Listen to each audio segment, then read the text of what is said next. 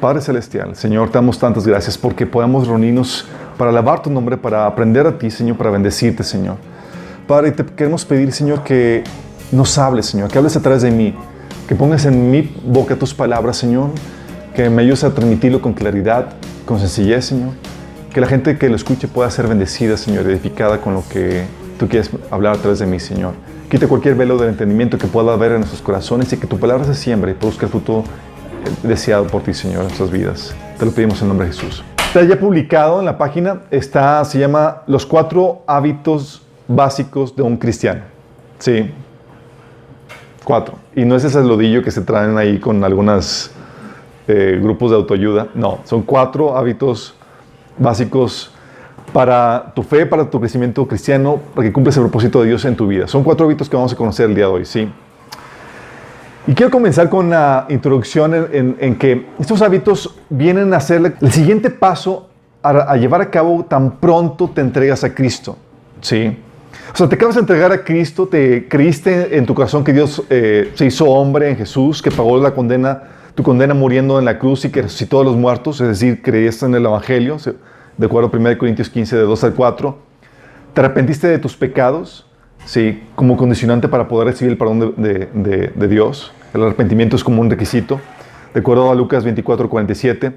E invocaste el nombre de Dios pidiendo salvación. La Biblia dice que en Romanos 10, 13, que todo aquel que invoque el nombre del Señor será salvo. Entonces tú ya creíste en el Evangelio, te arrepentiste e invocaste el nombre del Señor y por lo tanto recibiste la salvación.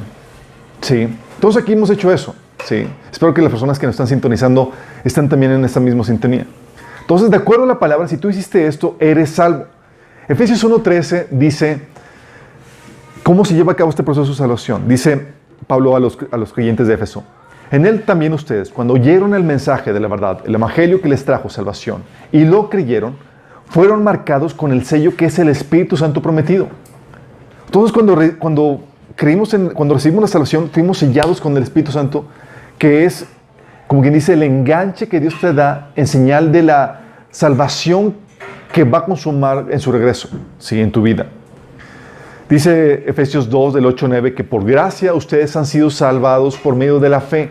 Y esto no procede de nosotros, sino que es un regalo de Dios, no por obras para que nadie se gloríe. O sea, no es porque hayas hecho algo, no es porque, oye, no vas a ser salvo tan pronto, ahí seas perfecto o empiezas a obedecer. No. Basta la fe, el arrepentimiento y el que le pidas al Señor que te salve para que seas salvo. No requieres nada más. ¿Sí? Entonces, si hiciste eso, genuinamente eres salvo.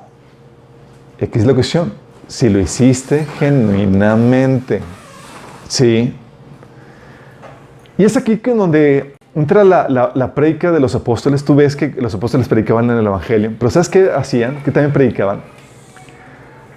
Pablo iba predicando por las iglesias en Hechos 26, del 19 al 21. Dice Pablo que él iba predicando que todos tienen que arrepentirse de sus pecados y volver a Dios y demostrar que han cambiado por medio de las cosas buenas que hacen. Sí. O sea, te dice que tienes que arrepentirte de tus pecados, volver a Dios, que es lo que se supone que haces cuando te entregas al Señor por medio de esa oración. Pero también te dice aquí que tienes que demostrar que has cambiado por medio de las cosas buenas que hacen. En la Nueva Versión Internacional se lee de esta forma. Dice: a todos les prediqué que se arrepintieran y se convirtieran a Dios y que demostraran su arrepentimiento con sus buenas obras. O sea, no solamente es una actitud interna, es una actitud interna que si realmente sucedió, se va a manifestar con las buenas obras. Y se te puede pedir, show me, muestra. Pablo es lo que decía, demuestra que realmente te arrepentiste con tus buenas obras. ¿Sí? Porque de otra manera, ¿cómo sabrías que realmente te entregaste genuinamente a Dios? ¿Cómo sabrías? Pues hice una oración. No, pero tiene que haber una evidencia fuera de eso. De hecho, dice primera de Juan 2:13, dice, ¿cómo sabemos si hemos llegado a conocer a Dios? Dice el apóstol Juan. Y se responde, si obedecemos sus mandamientos. Hablando de que va a haber manifestación en esta genuina conversión. Y no es por emociones, y mucha gente que viene al altar y se entrega al Señor y siente bonito, llora, siente las emociones vibrantes, Aquí no le pasó al inicio cuando se entregó al Señor y estaba la música, el pianito y tal la cosa sí, y todos ahí entregando al Señor y no, sí, Señor, te entrego mi vida y tal la cosa. Entonces no es por el sentimiento que experimentaste ni por cómo viviste esa experiencia de entrega al Señor. ¿Sí?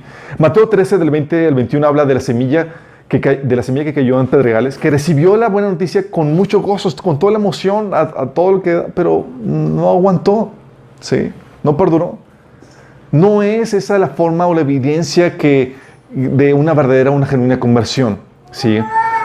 Una persona que no ha nacido de nuevo simplemente no va a tener ni el deseo ni el poder para someterse a Dios.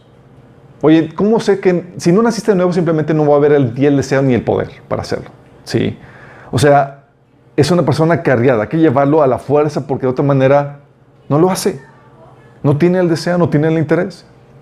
De hecho, Romanos 8:8 menciona de esto. Dice que los que tienen la mentalidad pecaminosa, o sea, los no creyentes, los que no han tenido un nacimiento de nuevo, dice, la mentalidad pecaminosa es enemiga de Dios, pues no se somete a la ley de Dios ni es capaz de hacerlo. Los que viven según la naturaleza pecaminosa no pueden agradar a Dios. Está hablando, ¿sabes qué? Si no has vivido un nacimiento, todavía estás dominado por la naturaleza pecaminosa y simplemente no puedes agradar a Dios. ¿Sí? Pero el que sí ha nacido de nuevo entra en un proceso permanente de santificación, donde empieza un proceso donde Dios empieza a depurar y sacar cosas en tu vida, que es guiado por el Espíritu. Romanos 6:6 dice, sabemos que nuestra vieja naturaleza fue crucificada con Él, para que nuestro cuerpo pecaminoso perdiera su poder, de modo que ya no siguiéramos siendo esclavos del pecado. Romanos 8 del 12 al 14 dice, por lo tanto, amados hermanos, no están obligados a hacer lo que su naturaleza pecaminosa los incita a hacer, pues si viven obedeciéndola, morirán. Pero si mediante el poder del Espíritu hacen morir las acciones de la naturaleza pecaminosa, vivirán. Pues todos los que son guiados por el Espíritu de Dios son hijos de Dios. Y eso es lo que te va a guiar el Espíritu Santo. Te va a guiar a hacer morir esas obras de la naturaleza pecaminosa. Va a ser un fruto evidente de tu conversión.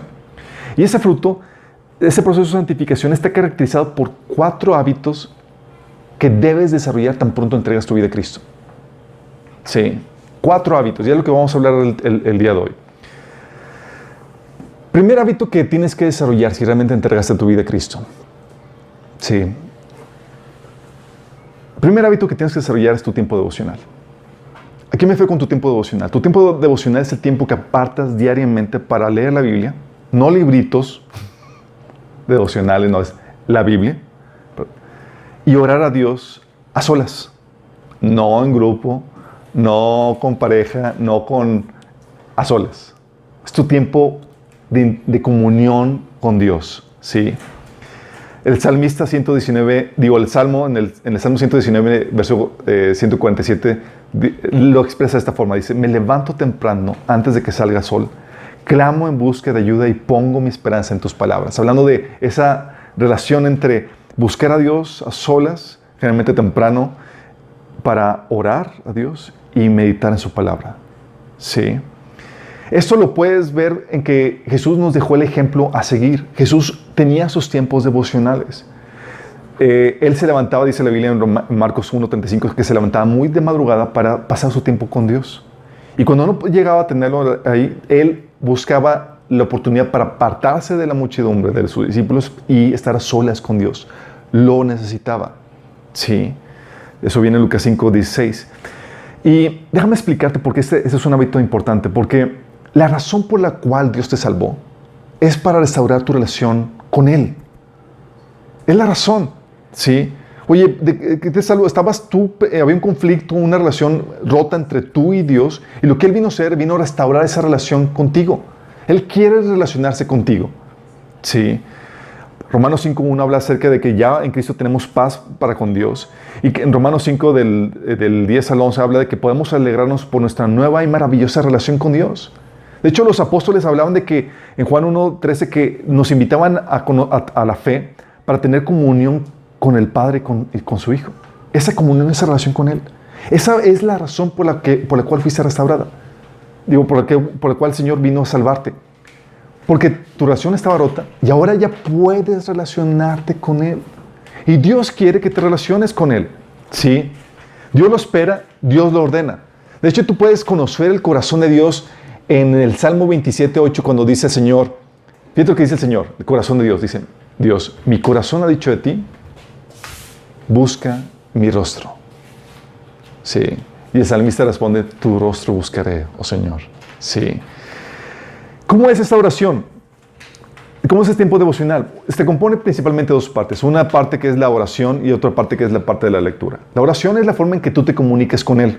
Sí. La Biblia menciona en Mateo 6:6 que es una oración que tú haces en secreto, a solas. Sí. En privado. En Mateo 6:7 menciona que es sin vanas repeticiones, no son rezos. Sí. Sino al contrario, en Mateo 6:9 te menciona que debe ser una comunicación familiar, como te relacionas con un miembro de tu familia. Aquí menciona Jesús que te relaciones con Dios como si fuera tu Padre, porque es tu Padre si realmente recibiste la salvación. Ese Padre nuestro que estás en los cielos. Menciona Mateo 6:12 que es un tiempo donde te pones a cuentas con Dios por los pecados que tú has cometido.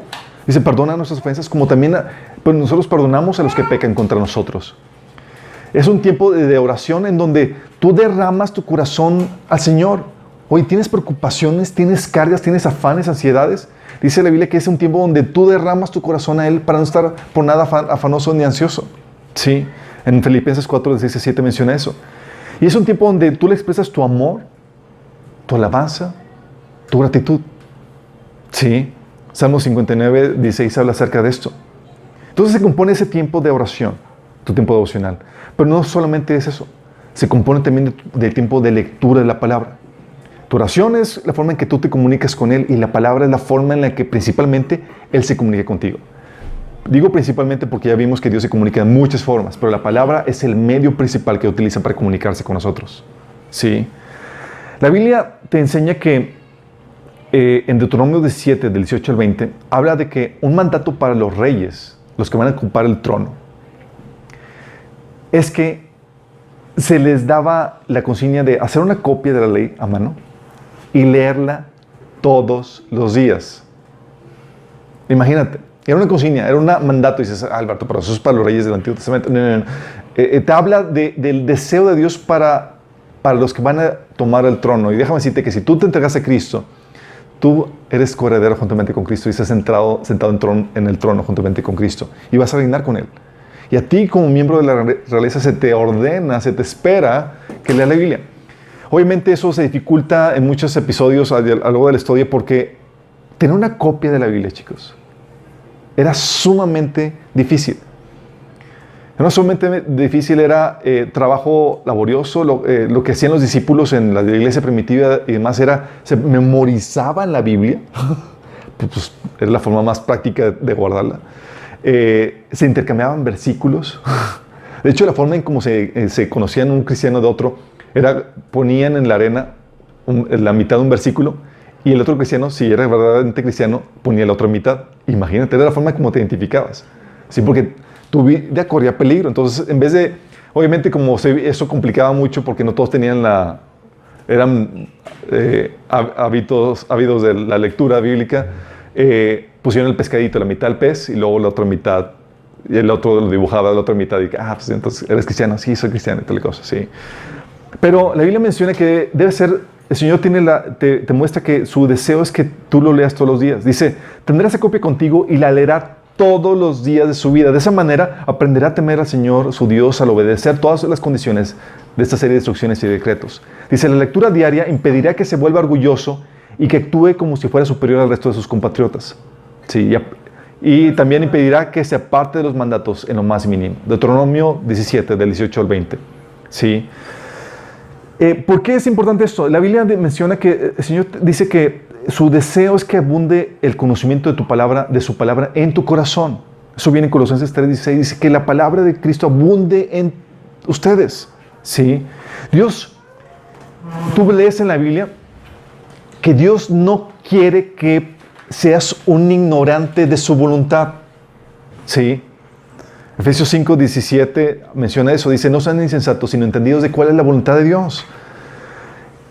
¿Por qué es importante eso? Porque Dios no quiere que ignores su palabra. ¿Y por qué quiere que le apartes un tiempo diario para leerla? Porque tu ignorancia de la Biblia te va a destruir.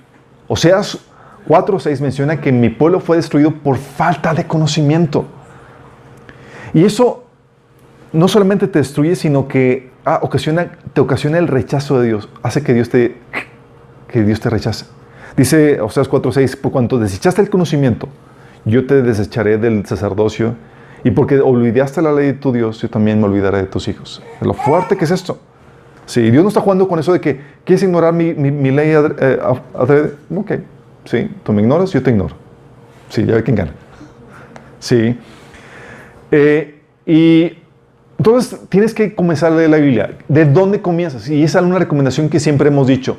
Comienza del Nuevo Testamento. El Nuevo Testamento contiene la ley, el nuevo pacto, que es para los creyentes, para los cristianos. El nuevo pacto es lo que se conoce como la ley de la libertad. Santiago 1:25 dice, si miras atentamente a la ley perfecta que te hace libre y la pones en práctica, y no olvides lo que escuchaste, entonces Dios te bendecirá por tu obediencia. Por eso siempre, oye, ¿por dónde empiezo mi devocional? Comienza desde Mateo, que es el nuevo pacto. Vete desde Mateo en orden, no sé de los que abran la Biblia y que a ver, pin. ¿Sí? No se hace al azar, se va en orden, de Mateo hasta Apocalipsis. Y ya que terminaste Apocalipsis, recomienzas desde Génesis para ver todo el background, el contexto y demás. ¿Sí? Es parte de lo que se espera. Y si vas a leer la Biblia, si tomaste una decisión, por favor, lee una versión contemporánea. La Reina Valera es fenomenal, es lo más fidedigno al original, es lo mejor que hay. Pero el problema es que es un español antiguo. Y aunque tienen problemáticas las versiones contemporáneas porque quitan algunas cosas y te ponen ahí algunos detalles, lo mejor que tienen estas versiones contemporáneas es que te ayudan a entender con claridad el mensaje. ¿Sí? Y tal vez digas, oye, es que le quita tal pasaje o tal versículo, no lo pone tal Biblia. No te preocupes.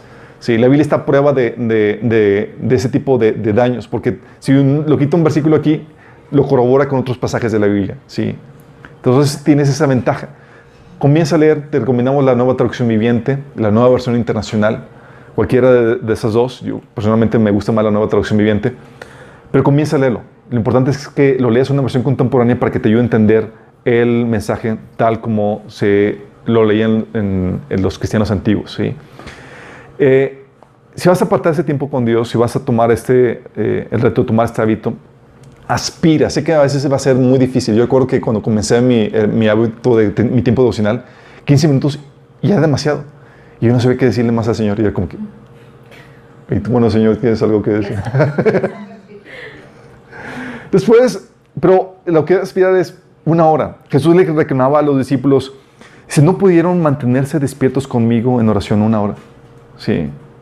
Era tiempo razonable. Sé que a veces va a ser complicado, no es una regla, pero aspira, ¿sí? Separa 1 hora, tal vez no lo ocupes toda, pero aparta de ese tiempo, ¿sí?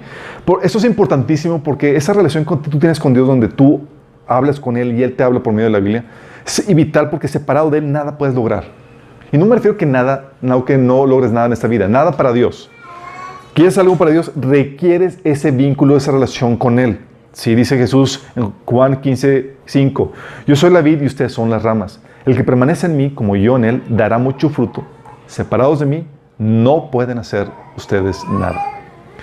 Y el enemigo sabe bien eso. ¿Sabes por qué va a ser lo primero que el enemigo va a querer quitar a tu vida? Tu tiempo devocional. Si quiere destruirte el enemigo, lo primero que va a atacar y va a tratar de quitarte es desconectarte de la fuente. Desconectarte de Dios. O que tengas el tiempo devocional sin haberte puesto cuentas con Dios, lo cual hace que Dios no te pele. ¿Sí? Dice la Biblia que cuando no estás puesto cuentas con el Señor, hay algún pecado que no quieres dejar, algo que no quieres perdonar, dice, hijito, primero nos ponemos de cuentas y luego procedemos a otros puntos de la agenda. ¿Sí? Y esto es vital, tan vital, chicos, porque nada más quiero que te fijes en el detalle antes de tu conversión, antes de que fueras cristiano. No te importaba la voluntad de Dios, ni te interesaba conocerla. Es una característica propia de una vida inconversa. No te importaba la voluntad de Dios, ni te interesaba conocerla. Vivías ajenos a los deseos de Dios para ti. Vivir así era lo normal. Lo prioritario para ti en una vida antes de tu conversión era aprender cómo lograr hacer tu voluntad y cumplir tus deseos. Sí. Como dice Isaías 53, estábamos extraviados, dejamos los caminos de Dios para seguir los nuestros. Era nuestro interés seguir nuestros propios caminos. Pero en teoría te has arrepentido de eso y ahora quieres hacer la voluntad de Dios y seguir sus caminos. Eso es una forma habitual. Oye, una vida en conversa se caracterizaba de esa forma. Ahora que ya te entregaste a Cristo, tienes el deseo de hacer la voluntad de Dios y seguir sus caminos. Por lo mismo, se espera que si haya habido un verdadero nacimiento, que tengas hambre, el deseo por conocer a Dios en su palabra, el deseo por conocer su voluntad y los deseos que Él tiene para contigo. Sí, se espera. 1 Pedro 2:2 dice, deseen con ansia la leche pura de la palabra como niños recién nacidos. Así por medio de ella crecerá la salvación. Sí. Se espera que tu prioridad ahora sea el reino de Dios, las cosas de arriba. Se espera. Antes eran tus cosas y las cosas de este mundo. Ahora que naciste de nuevo, ya te arrepentiste de eso. Ahora cambian tus intereses y tu prioridad es las cosas de arriba. Dice la Biblia que en Colosenses 3, 1, 2, que ahora debemos buscar las cosas de arriba donde está Cristo, sentado a la derecha de Dios. Que ahora en Mateo te menciona que debes buscar primeramente el reino de Dios y su justicia. Sí. Porque no puedes servir a dos señores, dice Mateo 6. O sirves a tus intereses, el dinero o lo demás, o sirves a Dios. No puede haber competencia en ese sentido. ¿Sí? De hecho, el salmista te menciona que el corazón de un creyente, de un verdadero converso, es que lo que más anhelas es estar con Dios, buscarlo. ¿Sí? Dice el Salmo 27:4, lo que más anhelo es vivir en la casa del Señor todos los días de mi vida. Wow. ¿Sí? O el Salmo 73:25, que dice, ¿a quién tengo yo en los cielos sino a ti? Y fuera de ti nada deseo en la tierra.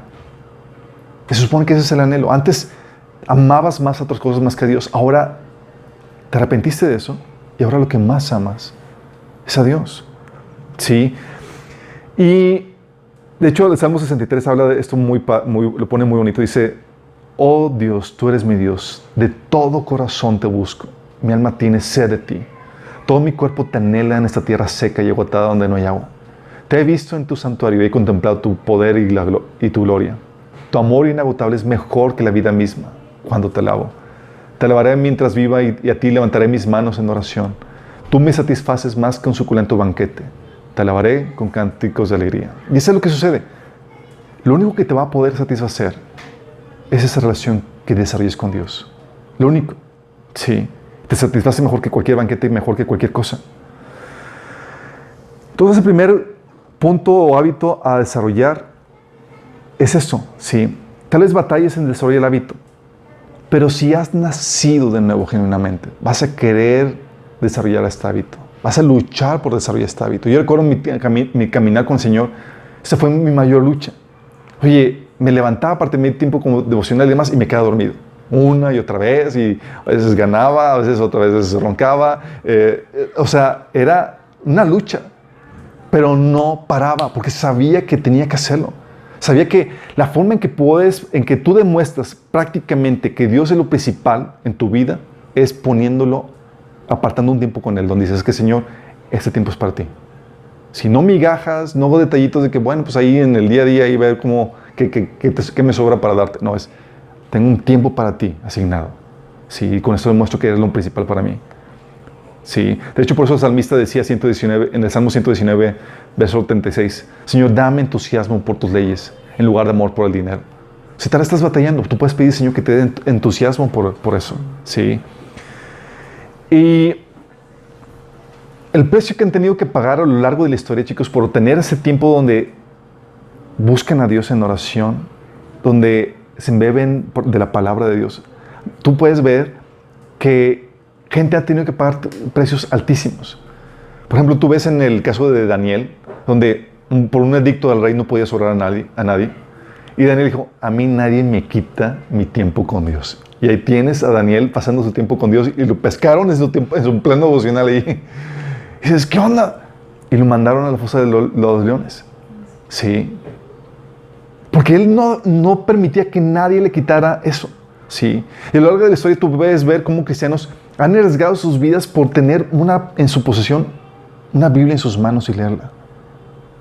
Porque déjame decirte que esta libertad que tenemos ahorita para leer la Biblia es un periodo de la historia, un paréntesis a lo largo de toda la historia, porque la mayoría del tiempo fue prohibida. Sí, donde todo el medievo y demás, tú tenías una Biblia, la leías, sí, o la enseñabas, era su pena de muerte. Así de fuerte era eso. En países comunistas, oye, no tenían la Biblia en sus manos. ¿Sabes qué hacían? O sea, tú veías a cristianos, misioneros nos platicaban de cómo pasaban en la frontera de la Unión Soviética y demás. ¿Sabes qué hacían? Contrabandeaban versículos. ¿Qué versículo tienes? ¿Qué versículo tienes? Aquí tengo la de Efesios 2. Y se intercambiaban versículos. ¿Sí? No sé si han visto los videos que hay de China donde llega un cargamento de Biblias con los chinos y agarran sus Biblias y llorar porque anhelaban, sí, tener una Biblia, pero nunca habían podido en su vida cristiana. Y los ves llorando porque por fin tenían la palabra de Dios en sus manos. Sí, me estoy dando a entender, o sea, lo que tú tienes es un privilegio y debes de valorarlo como tal. Sí. Está prohibido, ¿no? Ahorita ha habido más libertad, pero sí todavía sigue siendo reprimido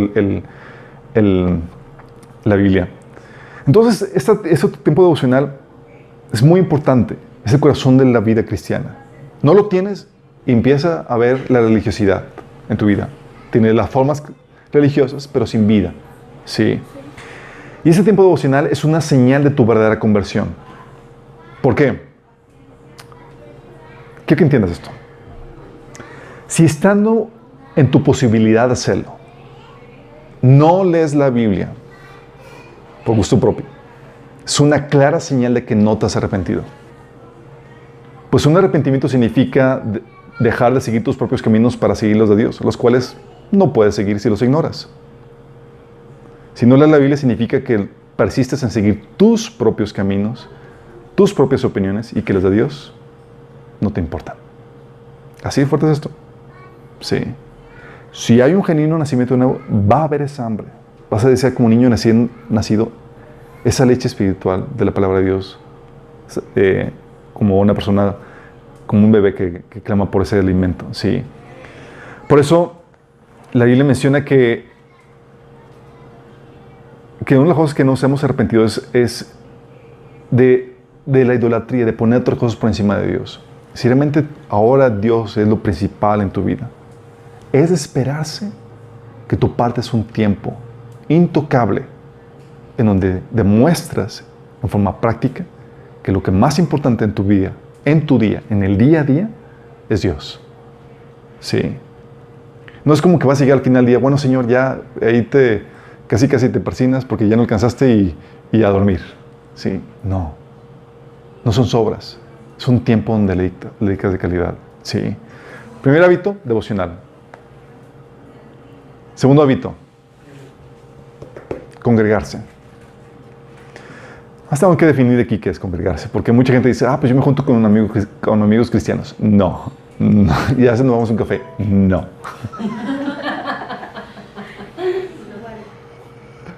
Tú puedes tener amigos cristianos, eso no es congregarse. Sí. Congregarse es asistir a una pequeña comunidad de creyentes que se reúnen periódicamente bajo la autoridad de un líder calificado, de acuerdo a los criterios de la Biblia. ¿Para qué? Para rendir culto a Jesús y edificarse en la fe, para producir fruto para Dios. ¿Se lo aprendieron? Va a haber examen. Se lo repito. Es el asistir a una pequeña comunidad de creyentes que se reúnen periódicamente bajo la autoridad de un liderazgo calificado para rendir culto a Jesús y edificarse en la fe para producir fruto para Dios. Y es aquí donde creo que entiendas. Congregarse no es asistir a una mega iglesia donde no te puedas integrar. Es una pequeña reunión se convierte en tu familia espiritual con la cual te integras y caminas y vives tu vida cristiana. ¿Sí? Si tú vas a una iglesia en donde entras y sales y no conociste, no fuiste conocido, no es congregarse. ¿Sí? Si vas a una iglesia y el pastor no te conoce y no eres conocido por el pastor, no te estás congregando. ¿Sí? Para muchos la verdadera iglesia son las células a las que asisten. ¿Sí? Y sus verdaderos pastores son los líderes de esas células. ¿sí? Pero eso es congregarse, por eso es una comunidad pequeña y es de reunión periódica, no es ahí cada vez que es Navidad, Pascua y Año Nuevo. No sean eventos especiales, se reúnen semanalmente y demás para hacerlo. Y la Biblia menciona que este es un mandato. Sí. Hebreos 10, del 24 al 25 dice, preocupémonos los unos por los otros, a fin de estimularnos al amor y a las buenas obras. No dejemos de congregarnos como acostumbran a hacerlo algunos, sino animémonos unos a otros, y con mayor razón ahora que vemos que aquel día se acerca. Aquel día se refiere a la segunda venida. Entonces, congregarse, Dios lo establece. De hecho, esta congregación pequeña de la que estamos hablando, donde asistes y demás, es lo que Jesús llama su iglesia. Y Él mismo la fundó y Él mismo la estableció. Y Él espera que tú asistas y que formes parte de eso. De hecho, es un elemento indispensable en tu vida cristiana. Porque naces en la familia de Dios. ¿Y qué crees? De acuerdo a Cristo, esta familia toma preeminencia. Sí, preeminencia me refiero a que prioridad. ¿Te acuerdas a Jesús? Hay un pasaje donde Jesús fue llamado por su mamá y sus hermanos. Estaba compartiendo la palabra y demás. Y Jesús decide no asistir. Y luego voltea toda la gente así como que pues no va a atender. Y dice Jesús, ¿quiénes son quién es mi madre y quiénes son mis hermanos?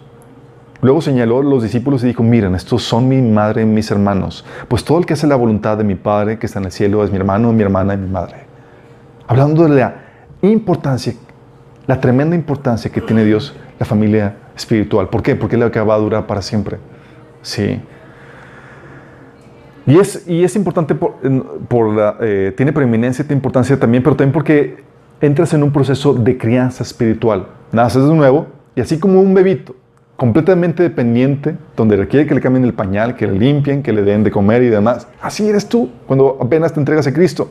Sí. Necesitas gente tutora que se encargue de ti, que te ayude en tu crecimiento, en tu andar cristiano. 1 Corintios 4:15 lo menciona de esto, hablando Pablo, dice, aunque tuvieran ustedes miles de tutores en Cristo, padres sí que no tienen muchos, porque mediante el Evangelio yo fui el Padre que los engendró en Cristo Jesús. Hablando de que hay el trabajo de tutores y de padres espirituales que te ayudan en este crecimiento en Cristo. Por eso dice 1 Corintios 3:6 que uno siembra, otro riega, pero Dios es el que da crecimiento y se requiere de esto. Sí. Y para eso constituyó apóstoles, profetas, evangelistas. El liderazgo de la iglesia es para ayudarte en ese crecimiento. Sí. Y es aquí donde va más allá de eso. El liderazgo está diseñado para ayudarte a crecer, pero no solamente requieres de liderazgo. Sí. El congregarse no solamente es importante para escuchar al líder. El congregarse es importante porque Dios diseñó que el cuerpo de Cristo, que los miembros que cada uno cristiano sea interdependiente. ¿A qué me refiero con interdependiente? Me refiero que necesitas exponerte al cuerpo de Cristo, a los creyentes, a los demás cristianos. Tienes que exponerte a sus dones, a sus recursos que Dios les ha dado y aún a sus defectos para poder crecer. O es que no lo aguanto. Es excelente situación para poder desarrollar el fruto del Espíritu. Sí. Y necesitas aprender a servir con el cuerpo de Cristo, hacer trabajo en equipo, y al cuerpo de Cristo. Sí. Gálatas 6:10 dice que así que según tengamos oportunidad, hagamos bien a todos, mayormente a los de la familia de Dios. Sí. El Señor nos enseña a hacer eso. La Biblia te enseña que no naces con todo el conocimiento. Entonces necesitas el conocimiento de otros hermanos. Y otros hermanos necesitan lo que tú vas aprendiendo. Es interdependencia. No tienes todos los dones, ni todos los ministerios, dice la Biblia. Necesitas de otros. Y otros necesitan de tu don y tu ministerio. Necesitas congregarte porque no tienes toda la revelación. Y también otros necesitan de la revelación que Dios te ha dado a ti. Necesitas congregarte porque necesitamos ayudas en tiempos difíciles. Y también necesitamos que animes y consueles a otros con el consuelo que Dios te ha dado a ti. Necesitas congregarte porque en el cuerpo de Cristo se requiere que velen por ti. Te puedes descargar, sí. Y también necesitamos que tú cuides de otros. Somos una familia donde unos vemos unos por otros. No solamente es donde voy a que me den, voy a servir lo que Dios me ha dado. Y asisto para que ser bendecido con los dones y ministerios de otras personas. Y yo poder bendecir a otras personas. Sí. El congregarse, chicos, a lo largo de la historia ha sido tan importante. Y es algo tan vital en la vida cristiana que los cristianos a lo largo de la historia han pagado precios altísimos con tal de congregarse. Altísimos. Sí. A lo largo de la historia, desde la iglesia primitiva, tenías que el Imperio Romano tenía prohibido congregarse. No solamente, y antes del Imperio Romano, los judíos tenían prohibido, por parte de los líderes religiosos, el que los cristianos se juntaran. Pablo iba a las casas y se secaba a los cristianos ahí. Pero iba a las casas no porque supieran que era porque eran donde tenían las reuniones. ¿Sí? Y sin embargo, seguían juntándose, seguía habiendo reuniones, a una costa de sus vidas, a una costa de sus pertenencias. Sí, era un precio altísimo que tenían que pagar por congregarse. ¿Te imaginas? Oye, menciona testimonios no solamente en los tiempos de la iglesia primitiva, aún recientes, en países comunistas y demás, donde, oye, llegas a congregarte y entran espías y demás y matan a los congregantes o los meten a la cárcel o los golpean a todos. Nada más imagínate, la invitación a congregarte era la invitación a que posiblemente esa sería la última vez en que te ibas a ver, o que ibas a ser golpeado, o que te iban a meter a la cárcel, o que te iban a despojar de tu familia, o que te iban a mandar a Siberia a trabajos forzados y que te iban a desprender de tu miembro. Y aún así, los cristianos no dejaban de congregarse. ¿Por qué es esto? Porque Dios lo estableció, es un mandato, y todo cristiano sabe que es un hábito que tiene que desarrollar. Sí.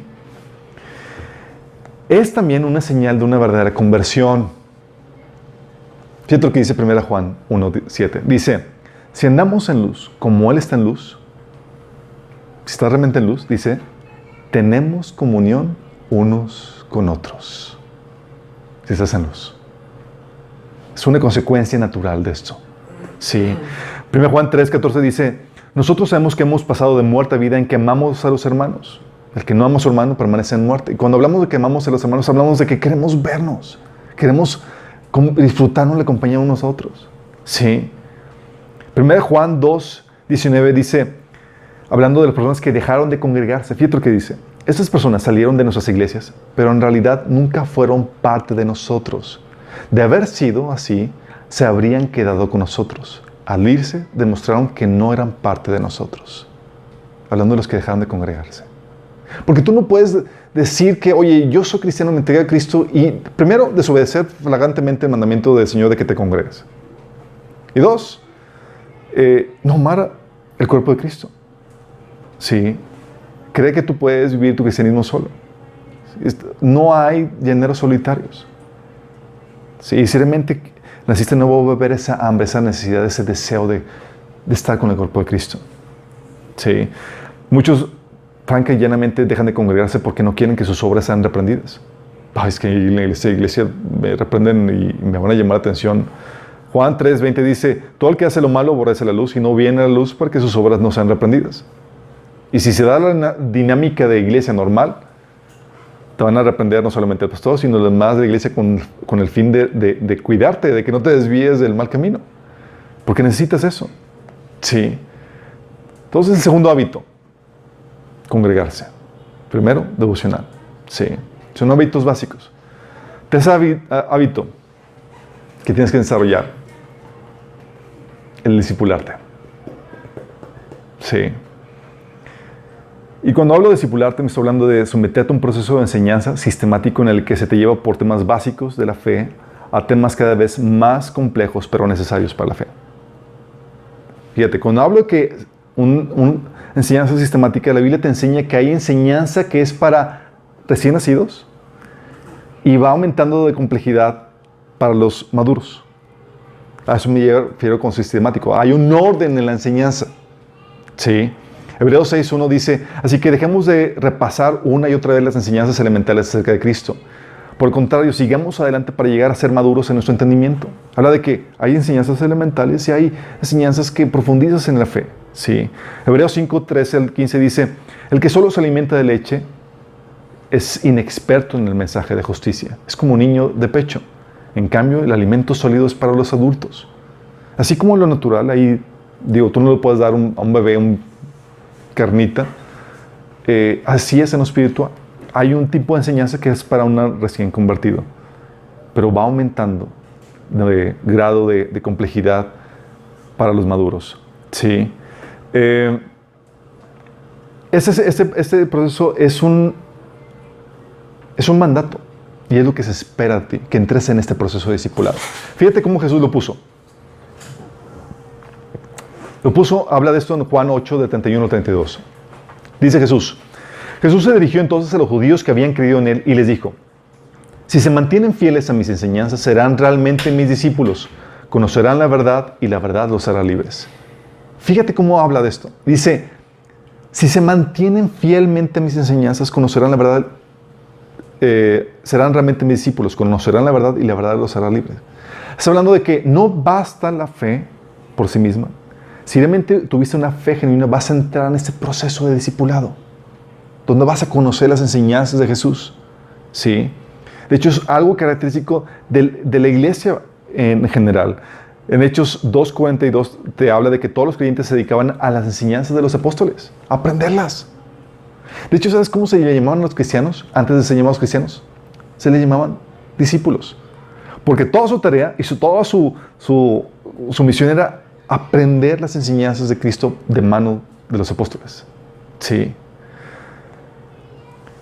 Por eso el reclamo del autor de Hebreos para los cristianos era de que no estaban avanzando en este proceso de discipulado. Dice Hebreos 5:12, en realidad a estas alturas ya deberían ser maestros. Y sin embargo es necesario que alguien vuelva a enseñarles las verdades más elementales de la palabra de Dios. Imagínate lo fuerte. Sí. Tú sabes, por eso el ir a la iglesia es un hábito indispensable, tener tu tiempo devocional, pero tú tienes que avanzar en un proceso de crecimiento donde tú sabes cuáles son las enseñanzas básicas que tienes que aprender y cuáles son las que vamos avanzando. ¿Sí? ¿Qué otras enseñanzas se espera que sepan? ¿Sí? Y eso es indispensable. ¿Por qué? Es indispensable para poder madurar, desarrollar el carácter y los frutos del Espíritu Santo. Indispensable. ¿Sí? Dice Hebreos 5:13 que el que se alimenta de leche sigue siendo bebé y no sabe cómo hacer lo correcto. Fíjate, bebé está relacionado con no sabes hacer hacer bien las cosas, no sabes comportarte como debe ser. De hecho, en 1 Corintios 3, del 2 al 3, menciona Pablo de que una característica de los que se alimentan de leche es que viven en problemas de inmadurez. Dice, les di leche porque no podían asimilar alimento sólido, ni pueden todavía, pues aún son inmaduros. Mientras hayan ustedes celos y contiendas, ¿no son inmaduros? Hablando de lechita con el grado de inmadurez que tiene. ¿Sí? Entonces, si no avanzas y todavía te sigues alimentando de leche, ¿qué se espera? Que te mantengas así. Se espera que avances en ese proceso de crecimiento. Lo requieres para madurar, para desarrollar el carácter, los frutos del Espíritu. Lo requieres para desarrollar discernimiento. ¿Sí? Dice Hebreos 5:14, alimentos sólidos para los que son maduros, los que a fuerza de práctica están capacitados para distinguir entre lo bueno y lo malo. ¿Sí? La madurez, el alimentos sólidos para los que ya tienen, para los que han desarrollado discernimiento. Hebreos 4:14 dice, así ya no seremos niños zarandeados por las olas y llevados de aquí para allá por todo viento de enseñanza y por la astucia de los artificios de quienes emplean artimañas engañosas. Está hablando de cuando eres niño, eres desviado por cualquier viento de doctrina. No sabes discernir, no sabes distinguir entre lo correcto y lo incorrecto. Y te tragas todo. ¿Sí?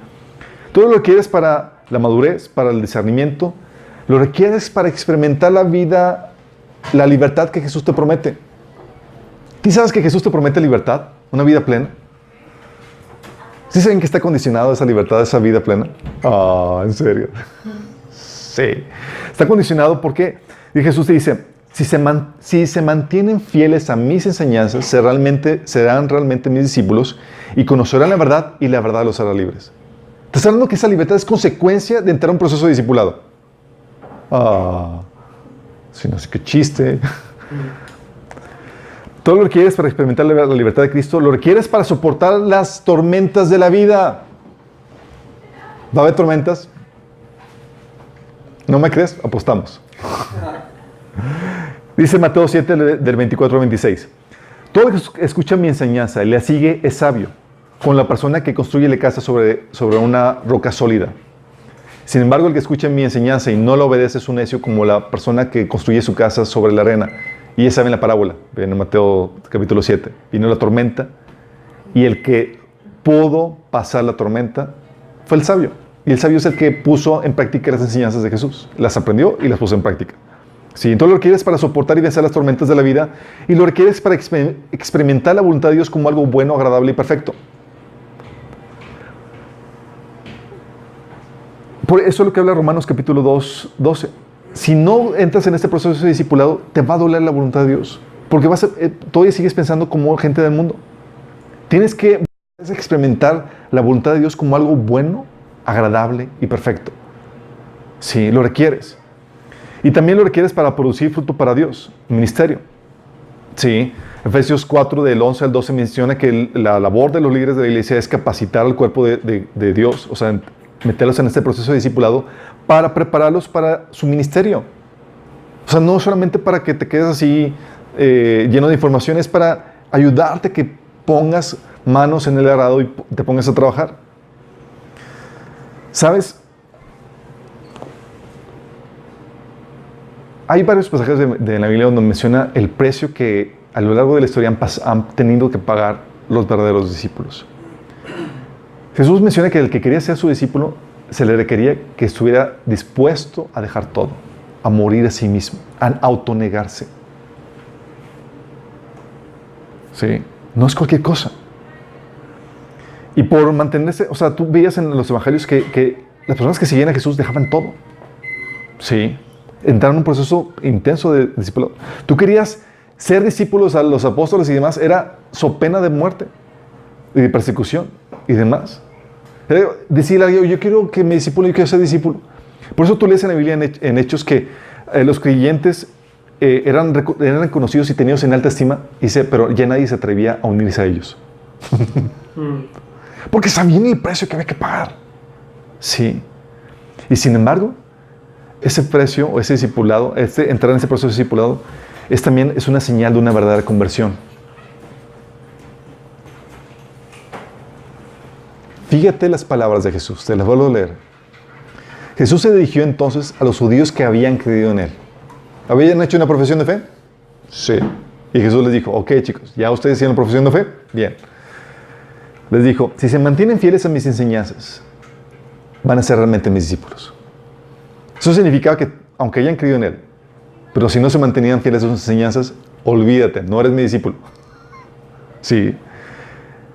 Está hablando de que es una característica básica de un cristiano. ¿Sí? Entrar en ese proceso de enseñanza. Y sabes que es una señal de conversión porque también dice en 2 de Juan 1:9, dice, todo el que se descarría y no permanece en la enseñanza de Cristo no tiene a Dios. El que permanece en la enseñanza sí tiene al Padre y al Hijo. Entonces, si me descarrío de la enseñanza, significa que normalmente nunca te convertiste. Qué fuerte. Todos tenemos el hábito de devocional, el hábito de congregarte, el hábito de empezar un discipulado que se espera de ti, Dios lo espera de ti.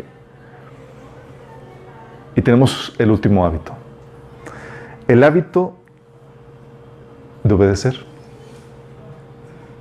Sí, el hábito de obedecer, porque tú puedes tener toda la teoría, todo lo que el Señor te enseña en tu devocional, todo lo que tú aprendes en la iglesia, donde congregas, disfrutar la amistad y la comunidad con los hermanos. Pero tú tienes que desarrollar el hábito de la obediencia.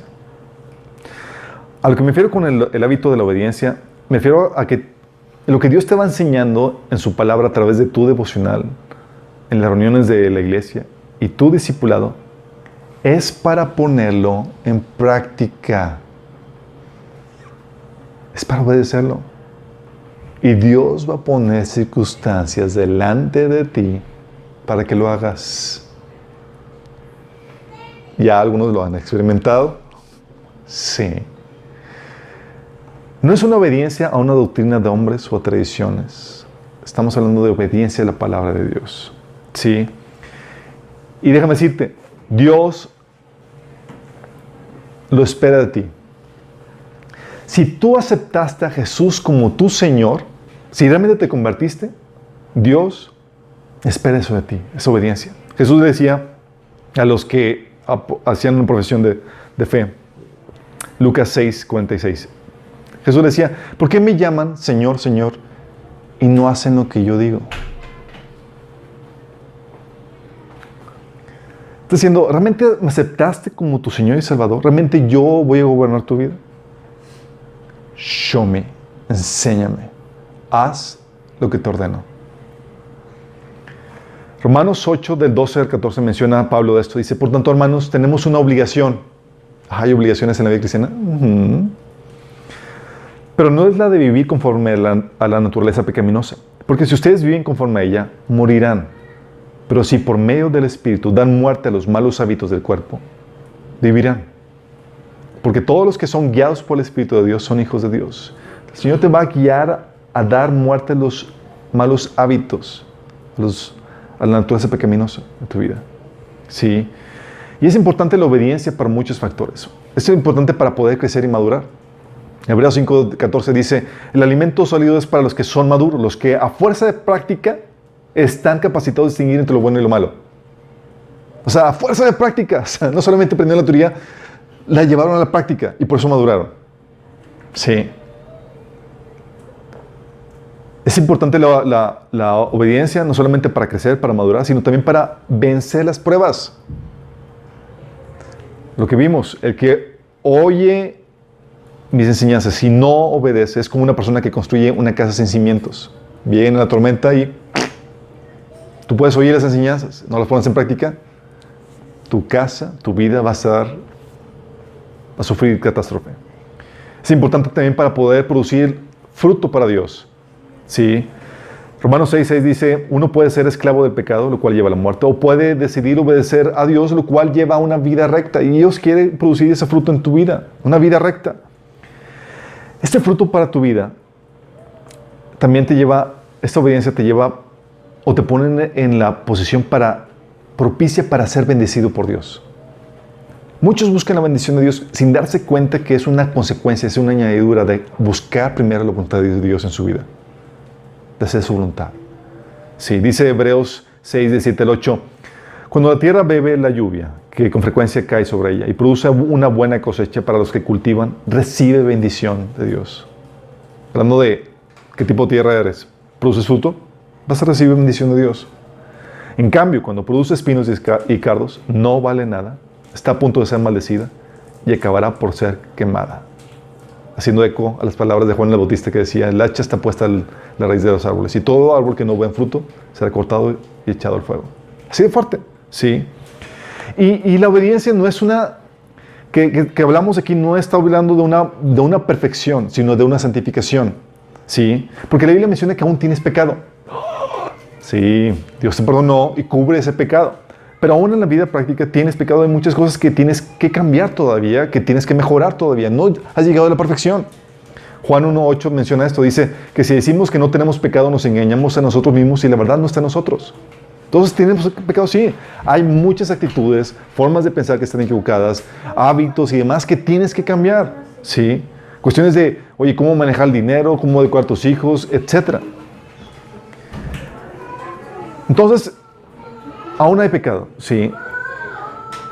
No estoy hablando de esa perfección. Y aunque obedezcas, sí, la Biblia nos advierte que habrá caídas. ¿Cómo que habrá caídas? Menciona que dice 1 Juan 2, del 1 al 12, dice, mis queridos hijos, les escribo estas cosas para que no pequen. Pero si alguno peca, tenemos ante el Padre un intercesor que es a Jesucristo el justo. Hablando de que la palabra de Dios te da instrucciones para que no peques, pero tiene concesiones porque sabe que vamos a caer. Sí, sabe que habrá caídas. Porque aún hay una lucha interna. ¿Saben que hay una lucha interna? Sí. Dice Gálatas 5:17, la naturaleza pecaminosa desea hacer el mal, que es precisamente lo contrario de lo que quiere el Espíritu. Y el Espíritu nos da deseos que se oponen a los deseos de la naturaleza pecaminosa. Estas dos fuerzas luchan constantemente entre sí. Y tú lo puedes ver. A veces cuando sabes, oye, es que tengo que levantarme para tener mi tiempo devocional, no, mejor me cuesto tantito más y dejamos. Y está la lucha y pero tengo que levantarme, no, pero tengo... Sí, y lo hemos experimentado. Hoy voy a la iglesia, no, pues que lo puedo ver desde aquí. Y esa lucha se da, ¿sí? Sí, aún hay esa lucha interna, pero hay un deseo para hacer la voluntad de Dios. Dice Romanos 7:22, amo la ley de Dios con todo mi corazón, aunque haya otro poder dentro de mí que está en guerra en mi mente. ¿Sí? Y por el amor que tienes para con Dios, por ese amor, busques obedecer sus mandamientos. Dice Juan 14:15 que el que me ama, obedece mis mandamientos. Como tú amas a Dios, aunque haya esa lucha, además tu deseo es vencer para obedecer a Dios. Es ese amor lo que te impide, incluso cuando que caes, te impide permanecer en el pecado. Sí. Dice la Biblia en 2 Corintios 5:14, sea de una u otra forma, el amor de Cristo nos controla, nos constriñe, nos hace sentir mal cuando desobedecemos. Si no podemos permanecer en pecado. Y te obliga a levantarte y pedir perdón. Por eso 1 Juan 1:9 dice que si confesamos nuestros pecados, Él es fiel y justo para perdonar nuestros pecados y limpiarnos de toda maldad. Sí. Entonces, cuando hablo de obediencia, hablo de esta, no estoy hablando de una obediencia donde no haya lucha interna. Va a haber lucha interna, va a haber caídas, pero hay victorias. Te levantas. Hay victorias en la obediencia, ¿sí? Y cuando hablo de obediencia, no estoy hablando de obediencia como requisito para ir al cielo. ¿Por qué? Porque no puedes obedecer sin antes haber sido salvo. No puedes. Dice Romanos 8, del 7 al 8, que la mentalidad pecaminosa, que es una mentalidad de una persona que no tiene a Cristo, es enemiga de Dios, pues no se somete a la ley de Dios ni es capaz de hacerlo. Los que viven según la naturaleza pecaminosa no pueden agradar a Dios. Necesitan nacer de nuevo, ¿sí? O como lo ponía Pablo en Romanos 7, del 22 al 25. Amo la ley de Dios con todo mi corazón, pero hay otro poder dentro de mí que está en guerra en mi mente. Ese poder me esclaviza al pecado que todavía está dentro de mí. Soy un pobre desgraciado. ¿Quién me liberará de esta vida dominada por el pecado y la muerte? Porque eso es lo que pasa. Sin la salvación, te encuentras que aunque quieras, vives dominado por el pecado. Necesitas el poder de Dios y la enseñanza de Cristo para poder vencer, ¿sí? Entonces la obediencia no se pide como requisito para el cielo, sino es una señal de una verdadera conversión, de un verdadero arrepentimiento. Sí. Mateo 7, del 21 al 23, te menciona que Jesús dice, no todo el que me dice Señor, Señor, entrará en el reino de los cielos. O sea, no basta con que digas, yo acepté a Jesús como mi Señor. ¿Really? Show me. Enséñame. Sí. Jesús está diciendo, Señor, Señor, no todo el que me dice Señor, Señor, entrará en el reino de los cielos, sino solo el que hace la voluntad de mi Padre que está en el cielo. Muchos me dirán en aquel día, Señor, no profetizamos en tu nombre, no, en tu nombre expulsamos demonios, hicimos muchos milagros. Entonces les diré claramente, jamás les conocí. Aléjense de mí, hacedores de maldad. Sí. Estoy hablando de que, aunque confesaban Señor, estaban entregados al pecado. Sí. 1 Juan 2:3 dice que en esto sabemos que nosotros le conocemos. ¿Cómo sabes que conoces a Dios, que tuviste un encuentro con Él, que naciste de nuevo? Dice, si guardamos sus mandamientos. 1 Juan 2:4 dice, el que afirma, yo lo conozco, pero no obedece sus mandamientos, es un mentiroso y no tiene la verdad. ¿Sí estás dando cuenta cómo lo pone como condicionante, como manifestación de un verdadero nacimiento? Juan 14:24 dice que el que no me ama, no obedece mis palabras. Sí. Santiago 2 también lo corrobora cuando dice en Santiago 2:14 al 26, dice, hermanos míos, ¿de qué sirve a uno alegar que tiene fe si no tiene obras? ¿Acaso podrá salvarlo esa fe? Y la respuesta es no. Dice, la fe por sí sola, si no tiene obras, está muerta. Dice, como el cuerpo sin el espíritu está muerto, así también la fe sin obras está muerta. Entonces espera que tengas este cuarto hábito que es la obediencia.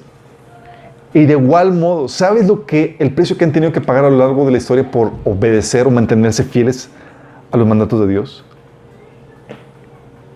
Los creyentes. Tú puedes ver en la Biblia muchos pasajes, ¿sí? Tienes el caso de Sadrach, Mesach y Abednego dispuestos a dar su vida por obedecer a Dios antes que a los hombres.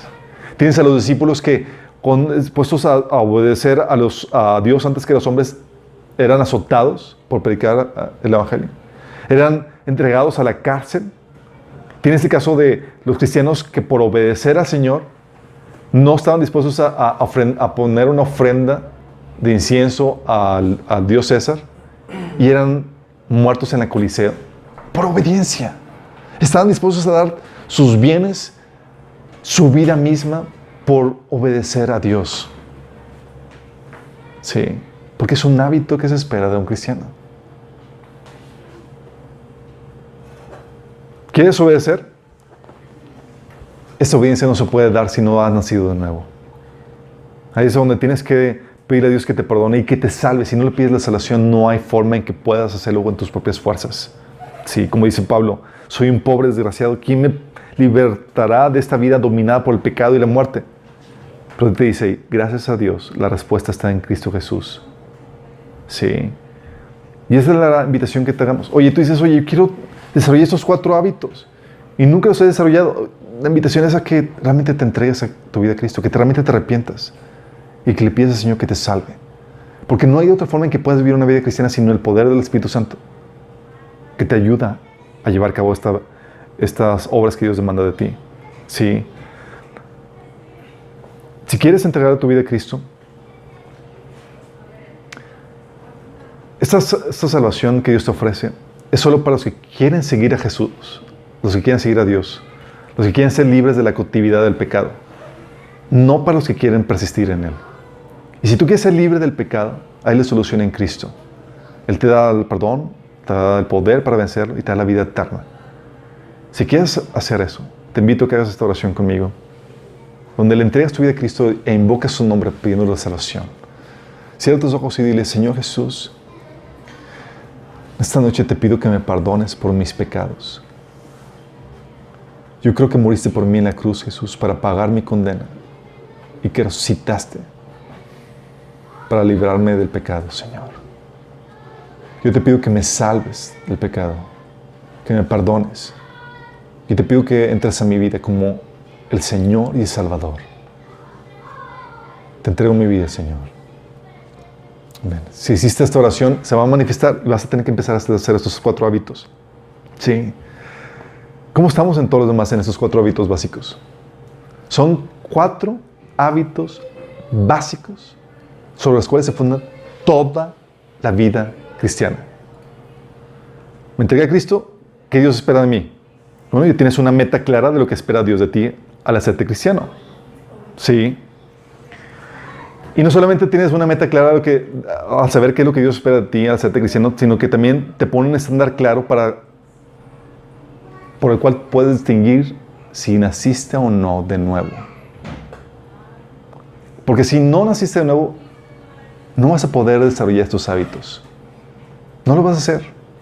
Sí. Porque si es necesario que estar detrás de ti obligándote. Sí. No quieres, pero te obligan a que tener tu tiempo devocional, a que te congregues, a que obedezcas. Sí. A que tengas tu devocional, a que te discipules. Tan pronto te dejen de obligar, te vas a descarriar. No es algo que nazca de ti. Y acuérdate que una señal de un verdadero hijo de Dios que es guiado por el Espíritu, que está dentro, tiene una motivación interna, quiere, sí, desea, lo anhela. Entonces, si deseas o anhelas, bienvenido a la iglesia. Porque aquí todos deseamos hacer eso. Y nos ayudamos y nos exhortamos mutuamente para poder crecer en esto. Y nos vigilamos para no desviarnos de esto. Sí. Por eso vamos a estar todos gorrosos unos con otros. Oye, faltaste. ¿Cómo estás? ¿Por qué no viniste? ¿O qué onda con esto? Oye, sí. Y vamos a estar orando por ti en esos aspectos. Espera estos 4 hábitos. Tu devocional, el que te congregues, el que desarrolles el que avances en tu proceso de discipulado y que empieces a poner en práctica todo lo que vas aprendiendo. Sí. Sobre esto se funda toda tu fe. Son 4 hábitos que todo cristiano debe desarrollar. Sí. ¿Terminamos con una oración? Amado Padre Celestial, te damos gracias, Señor, porque tú nos haces ver con claridad lo que esperas de nosotros, Señor. Padre, si hay alguna persona, Señor, que se ha dado cuenta, Padre, que que ha habido un falso cristianismo, Señor.